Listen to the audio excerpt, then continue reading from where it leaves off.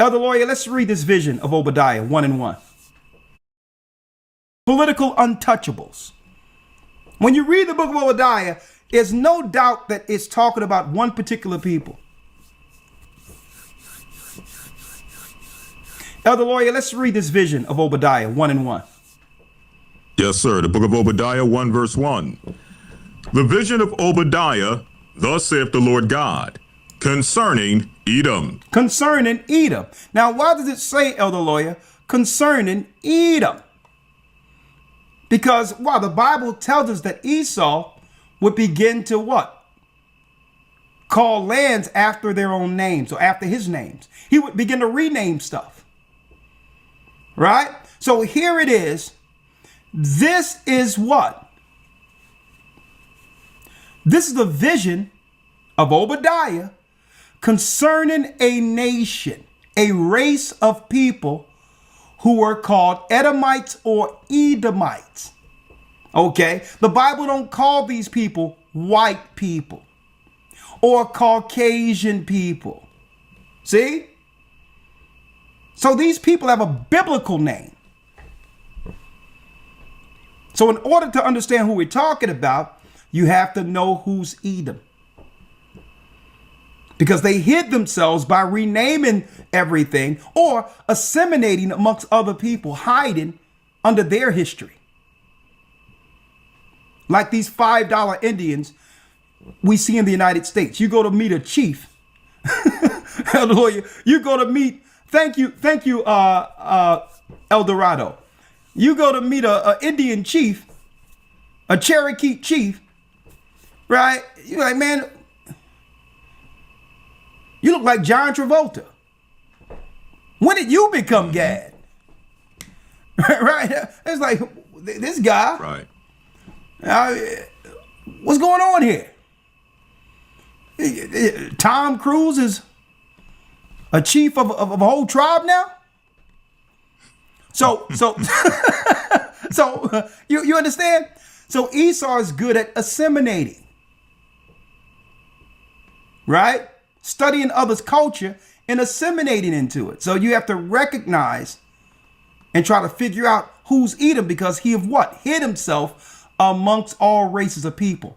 But guess what? He can't hide himself, because it doesn't matter where he is and what he studied. You'll always find him at the top of it before it's over. Okay? Because that was the plan the whole time. All the Gentile nations who are saying, what? I don't care what the agreement is. We'll fight them. How do you know this? I'm going to show you all this coming Sabbath. It goes straight to what? Isaiah, the 13th chapter. The rest of the nations are scared. And Iran is saying, well, no, we will be the ambassadors. This is what Iran is saying. We'll represent the empire of justice in the end days. Now, Iran don't know. They know what they know. But Iran can never outsmart Edom. Okay? Iran is just a proxy to take out America. So that Europe can become the next superpower over America. See?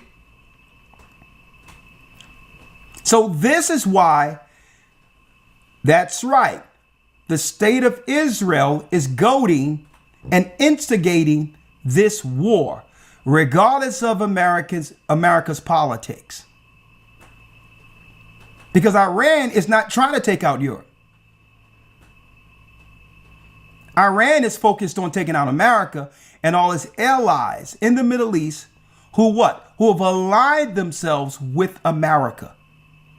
Iran see the Middle Easterns, the United Emirates, as what? You got it. Traitors to the Muslim state. Made these small among the heathen, the Most High did, out of all races of people. The white race is what? The smallest race compared to any other race or nation of people. But what they do they'll get into a country and concentrate themselves together in an area and multiply and become the majority. And how do they become the majority? Well, they become the majority if you allow them to rename everybody into separate groups. See, I don't care if you call them Irish white. I don't care if you call them Polish white. I don't care if you call them Jewish white. I don't care if you call them Russian white.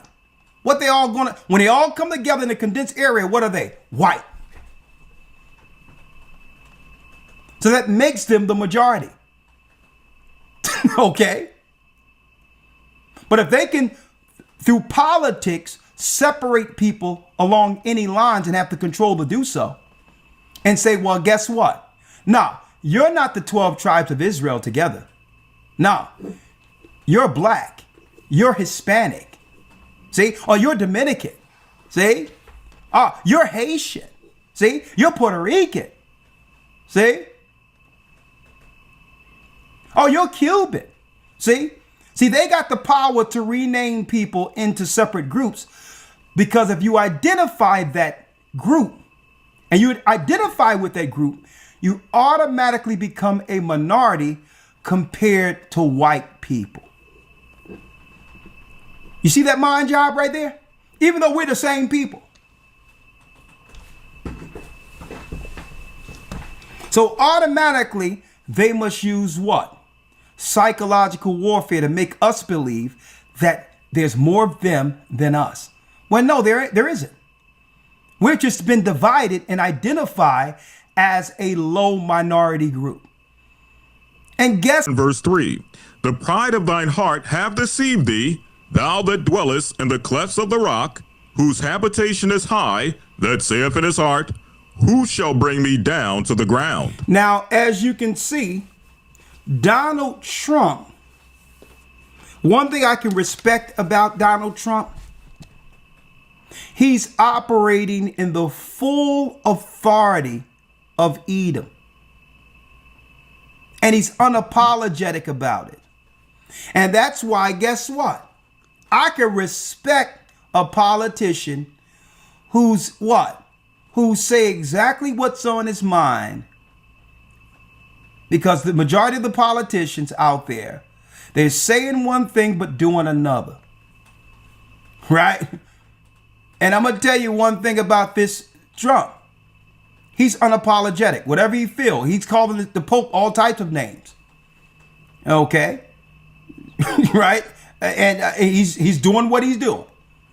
I've never heard somebody get up one morning and get on the news and say, we're going to totally obliterate this country. We're going to move them back into the Stone Age and there'll be nothing left. No men, women, or children if they don't make an agreement by 8 o'clock tonight. Right. If that's not rash, I don't know what is. Right? So, I mean, you talk about a God that's full of pride. But it says the pride of his heart have deceived him. Hit that like button, folks. Thou that dwellest in the cleft of the rocks, whose habitation is high, Caucasus Mountains, Mount Seir, the mountains in Eastern Europe, who said in his heart, who shall bring me down to the ground?